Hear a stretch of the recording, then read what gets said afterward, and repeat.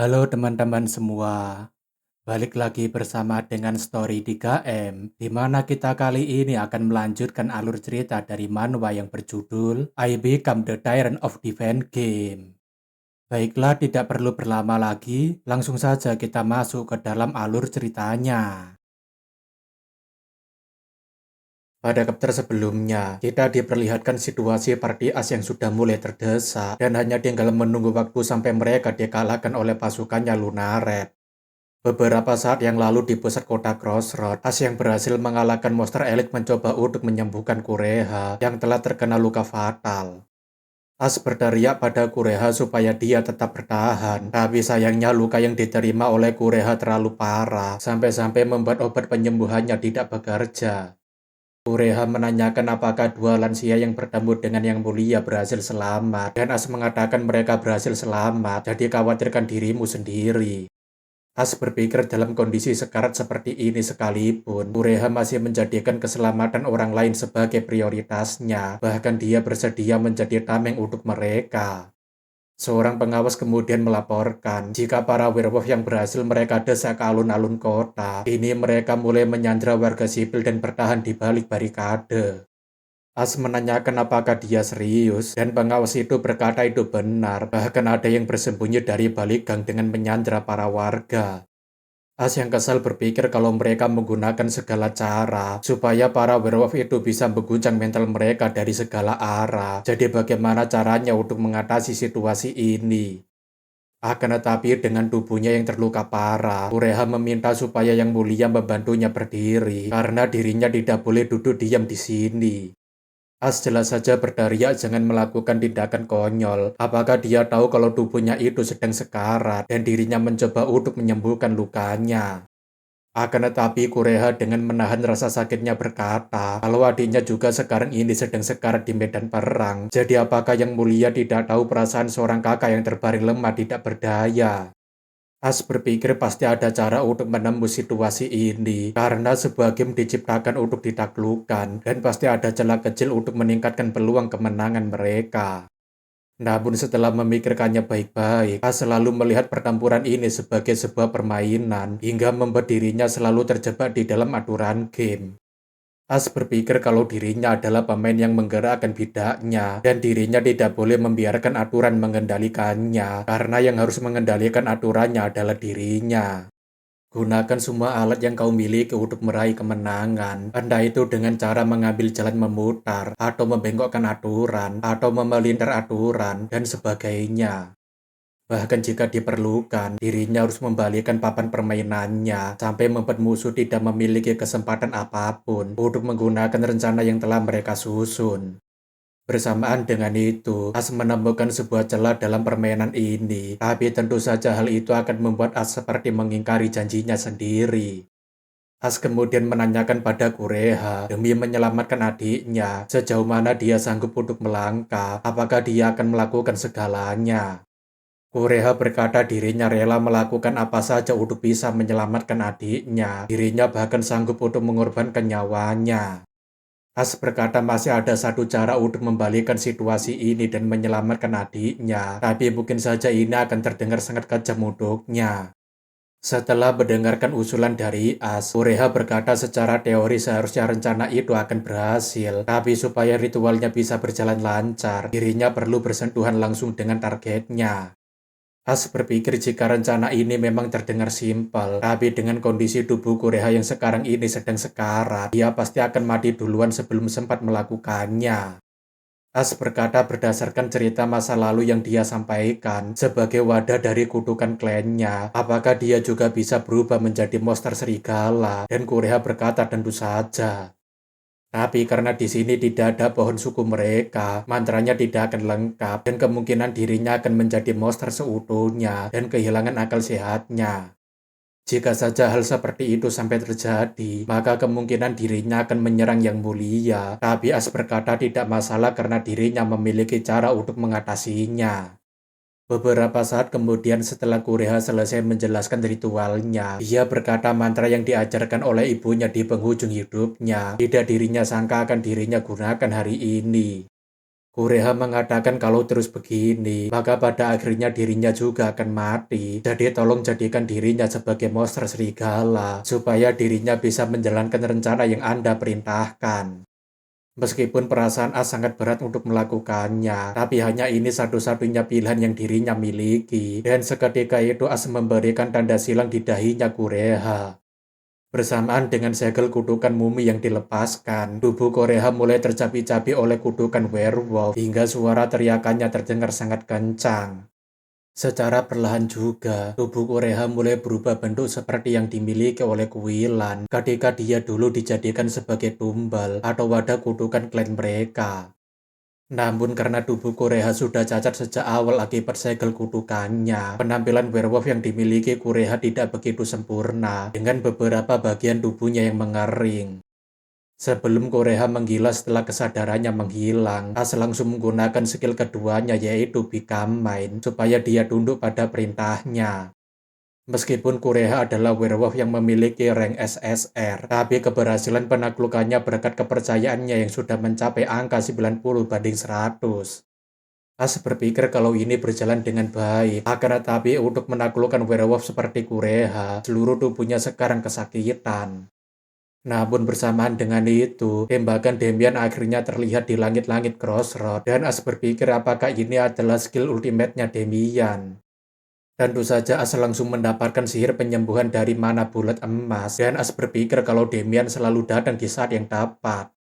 Akan tetapi meskipun Kureha adalah sekutu mereka, tapi skill ultimate Demian menganggap Kureha sebagai musuh mereka. Namun beruntungnya Kureha dengan sigap langsung menghancurkan tembakan tersebut, dan berbeda dengan Lunarid bodoh yang malah menerima serangannya. As berpikir sekarang dirinya paham bagaimana cara kerjanya clairvoyant untuk menilai seseorang sebagai musuh atau sebagai sekutu mereka. Kureha yang sekarang ini sudah berubah menjadi monster dan bukan lagi seorang manusia. Itulah kenapa clairvoyant menentukan Kureha sebagai musuh.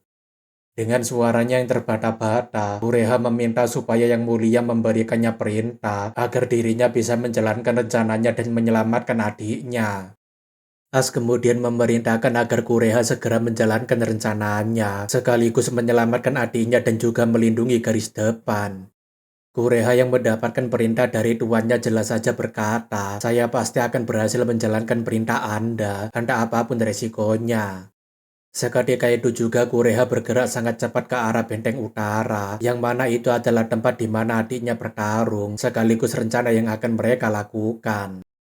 Kembali lagi ke waktu sekarang, di mana keturunan yang ditusuk oleh Lunarid bukanlah Kuilan, melainkan Kureha yang telah menjadi monster seutuhnya. Hanya dari melihat tatapan mata yang ditunjukkan oleh serigala merah itu, Kureha langsung merasa kalau tatapan mata itu seperti tatapan mata kakaknya. Lunarid yang tidak paham berkata ada apa ini, dia memang tampak seperti salah satu dari kaumnya, tapi kenapa dia malah menghalangi jalannya untuk membunuh keturunannya. Namun daripada kebanyakan Fafifu-Fafa, Kureha langsung mengepalkan tangannya dan memukul wajah leluhur brengsek yang berani mencoba untuk membunuh adiknya. Meskipun perubahan werewolf Kureha tidak sempurna, tapi kekuatan yang ditunjukkan olehnya lebih kuat daripada monster elit yang dibawa kemari oleh Lunarid. Lunarid yang terhempas sangat jauh hanya dalam sekali pukulan, jelas saja merasa sangat kesal sambil berkata, dari mana datangnya seekor monster berbulu merah ini? Lunarid berkata kalau dia itu hanyalah keturunan yang mewarisi darahnya, jadi jangan coba-coba berani menentang perintah dari leluhurnya. Sambil berlari kencang dengan penuh amarah dan mengepalkan tangannya, Lunarid berkata akan dirinya tunjukkan padanya bagaimana leluhur pertama mereka bertarung dengan serius. Tapi tentu saja Kureha tidak ada takut-takutnya sama sekali dengan leluhur bajingan yang telah membuat suku mereka menderita selama ratusan tahun. Seketika itu juga Lunarid dan Kureha secara bersamaan saling melancarkan serangan mereka ke arah dagu mereka masing-masing, dan alhasil kedua orang itu mengalami luka yang sama. Akan tetapi Kureha langsung melancarkan serangan balik dengan cepat sebelum Lunarid tersadar akibat pukulan dagunya yang lebih kuat. Karena mereka memiliki asal yang sama, seni bela diri Kureha dan Lunarid sama persis, dan mereka sekarang hanya bisa bertarung mengandalkan pengalaman dan bakat. Di samping itu, Kuilan yang menyadari jika serigala merah itu adalah kakaknya. Dia hanya bisa mematung sambil berpikir, kenapa kakak malah berubah menjadi monster. Bersamaan dengan itu, Evangeline datang sambil berkata, dirinya tidak tahu kenapa kedua monster itu saling bertarung, tapi ini adalah kesempatan mereka berdua untuk membunuh kedua monster mengerikan itu. Evangeline mengatakan mereka semua sudah mencapai batasnya, dan tidak akan ada kesempatan kedua untuk membunuh kedua monster ini secara bersamaan. Evangeline berkata akan jadi sangat menyulitkan jika kedua monster ini nantinya saling bekerja sama. Jadi inilah satu-satunya kesempatan mereka, dan itu jelas saja membuat Kuilan jadinya cukup marah. Kuilan kemudian meminta supaya mereka tidak menyerang monster berwarna merah itu. Tapi Evangeline yang tidak paham menanyakan kenapa dia malah membela monster itu. Kuilan berkata jika monster serigala yang bertarung melawan Lunared itu adalah kakaknya, dan Evangeline yang tidak percaya menanyakan apa maksudnya. Kuilan berkata sulit untuk menjelaskannya melalui kata-kata, tapi dirinya langsung tahu dari tatapan mata monster itu jika dia itu adalah kakaknya.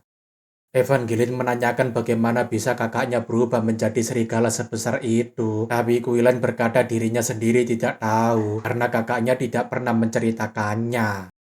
Dengan tubuhnya yang sudah mulai kelelahan, Kureha tampaknya sekarang ini tidak terlalu diunggulkan, tapi tetap saja dia bisa bertarung seimbang melawan Lunared.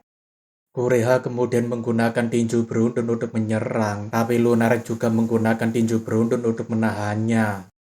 Saking imbangnya pertarungan di antara mereka berdua, Lunared dan Kureha selalu menggunakan teknik yang sama, hingga membuat mereka kesulitan untuk memberikan serangan telak. Bahkan meskipun Kureha dan Lunared mendapatkan kesempatan untuk menyerang, tapi itu mengharuskan mereka berdua mengorbankan diri mereka sebagai samsak. Namun ada satu hal yang pasti, Kureha bertarung dengan lebih agresif dibandingkan Lunared, seolah-olah dia ingin bertarung sampai mati dengannya.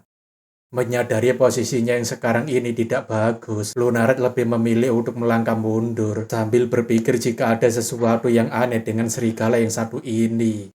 Lunared kemudian menanyakan kenapa dia masih sanggup bertarung seimbang melawannya, bahkan meskipun dengan kondisi tangan, perut, dan kakinya yang tidak bagus.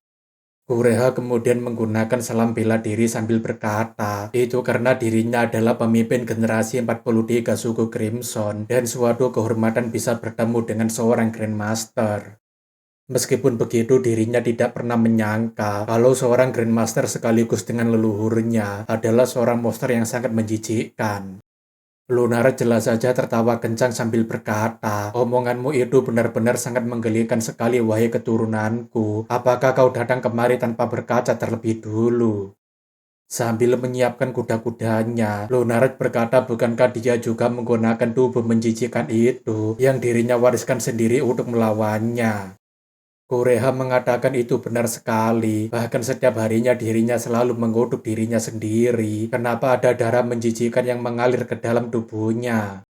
Di antara bulan purnama yang bersinar terang, Kureha dan Lunared mengumpulkan seluruh kekuatan mereka untuk melakukan serangan penantu menggunakan teknik terakhir suku mereka. Kuilan yang menyaksikan pertarungan kakaknya hanya bisa berdiam diri sambil mengkhawatirkan keselamatan kakaknya yang bertarung melawan Lunared.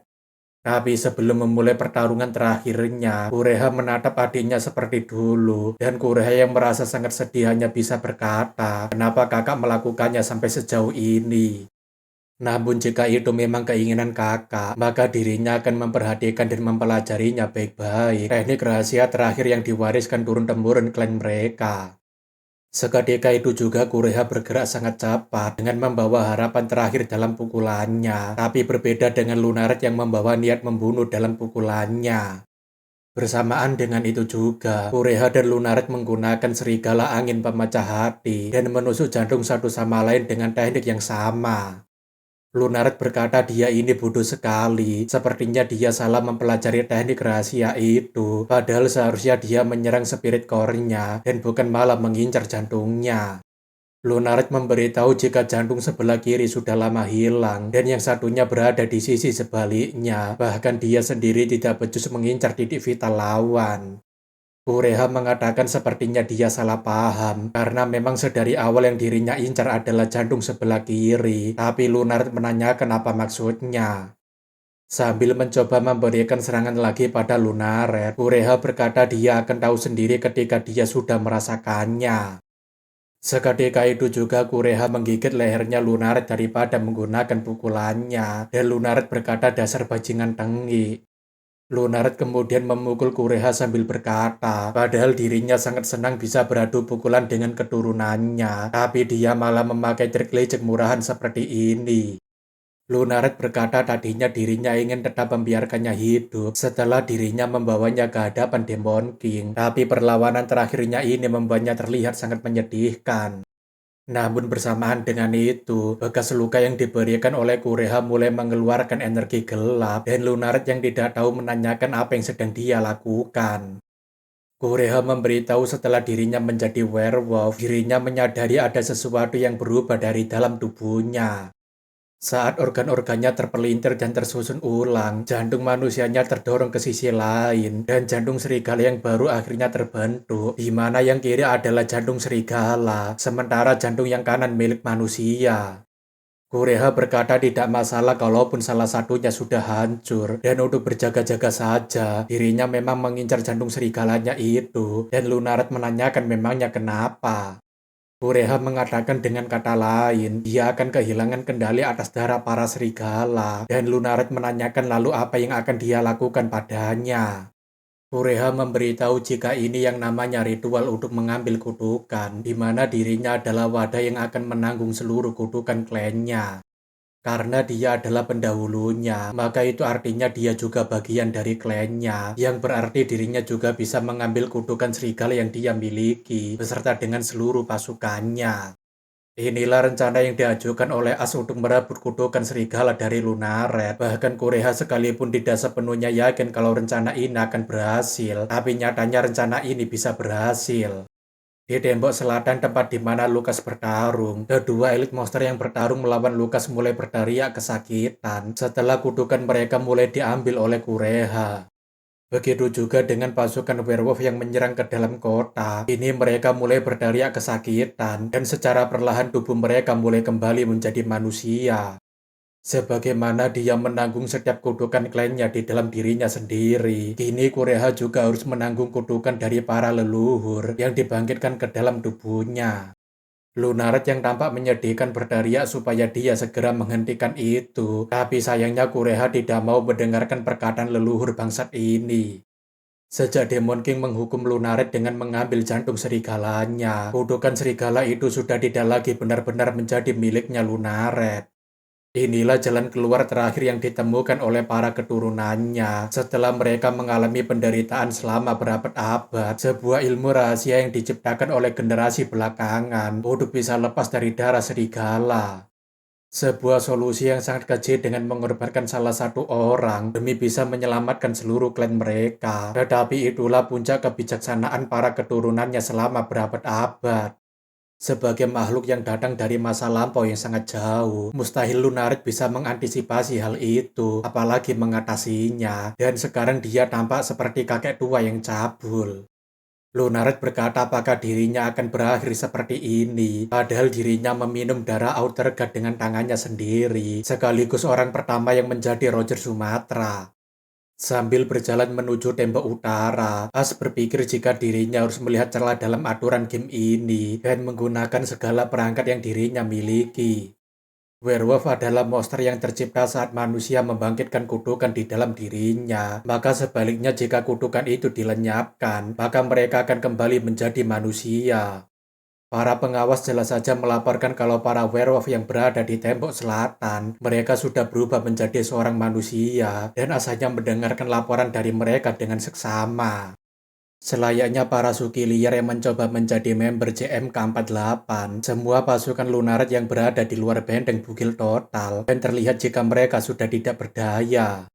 Para prajurit yang berjaga ketika warga sipil ditahan, jelas saja langsung mengarahkan tombak mereka sambil berkata, apakah sebenarnya mereka semua ini adalah suki liar? Seluruh pasukan kota Crossroads jelas saja memberikan laporan satu persatu setelah mereka berhasil mengamankan pasukan Roger Sumatra yang kini sudah berubah menjadi suki liar. Seseorang kemudian melaporkan kalau sang Raja Werewolf juga berubah menjadi manusia, dan dia sekarang ini sudah ditahan oleh pasukan Tembok Utara. Akan tetapi masih ada satu werewolf berwarna merah yang entah muncul dari mana. Namun yang jelas serigala merah itu sempat bertarung melawan Raja Serigala. Prajurit itu berkata begitu mereka membereskan monster terakhir, maka pertempuran ini akan selesai. Jadi apa perintah yang mulia selanjutnya? Tapi wajah As tampaknya tidak terlihat senang. Beberapa saat kemudian di Tembok Utara, Evangeline melaporkan kalau kakek tua yang dulunya Raja Serigala itu sudah mereka tangkap, tapi masih ada satu masalah yang belum terselesaikan. Evangeline mengatakan masih ada satu monster berwarna merah, tapi Quillan mencoba melindungi monster itu dari para prajurit sambil berkata kalau dia itu adalah kakaknya. Evangeline menanyakan apakah mungkin jika unik punishment, sebenarnya mereka itu adalah keturunan para monster ini, tapi As hanya menepuk kepalanya Evangeline tanpa berkata apapun. Melihat Pangeran As yang tidak mengucapkan sepatah kata pun, Evangeline tampaknya paham secara kasar bagaimana semua ini terjadi. As kemudian menanyakan apakah dia adalah sang Raja Serigala itu, dan Godhand berkata mereka langsung menangkapnya begitu dia berubah menjadi manusia. Godhand berkata dirinya akan menyerahkan masalah ini pada Yang Mulia, dan As berterima kasih karena dia sudah mengerti maksudnya. As kemudian berkata apakah ini adalah wujud aslimu Lunaret? Kau tampak sangat menyedihkan untuk seukuran Raja Serigala yang selalu berteriak ingin menghancurkan peradaban manusia. Namun dengan wajah yang tidak tahu malunya, Lunaret berkata agar dia mengampuninya, dan As yang kesal membalas apa yang baru saja dia katakan. Lunaret berkata sekarang kutukan serigala sudah lenyap dari tubuhnya, dan dirinya telah menjadi manusia seutuhnya, dan dia bisa memeriksa kalau jantung manusianya yang berdetak. Lunaret mengatakan kalau dia komandan garis depan, orang yang melindungi manusia dan membunuh para monster, maka segera bunuh monster berwarna merah itu dan lindungi dirinya. Lunaret berkata dirinya adalah salah satu manusia yang harus dia lindungi, jadi dia harus mengampuninya dan membunuh monster pembawa bencana itu. As berkata perkataannya itu masuk akal, dan Lunaret yang sangat senang berkata kalau begitu bebaskan dirinya, dan dirinya akan membantunya untuk membunuh monster itu. Akan tetapi As memberitahu kalau dia itu sebenarnya adalah monster, dan Lunaret menanyakan apa maksudnya. As berkata dirinya bisa menjaminnya sekali lagi jika dia adalah monster sempurna yang terbungkus kulit manusia. Tapi Lunar yang tidak terima menanyakan dengan standar apa dia membedakan manusia dan monster di medan perang. As berkata kalau dirinya tidak memerlukan standar karena dirinya adalah standarnya dan dirinya adalah aturan yang ada di medan peperangan ini. Selama ini As tidak lebih dari sekedar player penurut yang setia menelusuri jalan yang telah disiapkan oleh game untuknya, tapi itu malah membuatnya terlihat seperti orang bodoh yang naif. As mengatakan berkat dia, akhirnya dirinya menyadari sesuatu yang sangat penting, yaitu dia bisa membengkokkan aturan demi bisa menyerang musuh dari belakang. As berkata akhirnya dirinya menyadari hakikat dari permainan ini yang sesungguhnya. Oleh karena itu mulai dari sekarang dirinya akan berdiri di atas aturan permainan. As mengatakan jika dirinya adalah prinsip, dirinya adalah standar, dirinya adalah tolak ukur, dirinya adalah hukum. Itulah kenapa dirinya akan membentuk ulang dunia ini sesuai dengan aturan yang dirinya ciptakan.